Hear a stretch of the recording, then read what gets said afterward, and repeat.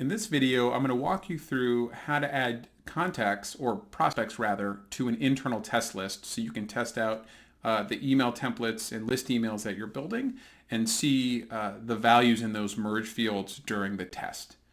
So first of all, you're going to find a default internal test list under Prospects, Segmentation Lists. Now you probably don't have any prospects on that list yet. And you'll find that you can't manually add anybody to that list, which could be frustrating. So to add people, go to Pardot Settings and go down to Users under User Management. This is where you're going to find all of your internal users in the system and select the people that you'd like to include on that internal test list.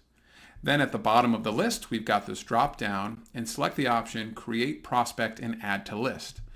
Then you can choose which internal test list you want to add them to if you have more than one, and then hit go. And what this is doing is it's actually creating a prospect record from each of those user profiles and adding them to that list. That means that we've got this dummy prospect record to use for testing. You can also go in and change all of the field values on those prospect records to make sure that those merge fields that you're including in your email templates and list emails are being populated the way that you expect. So I hope that helps. Thanks.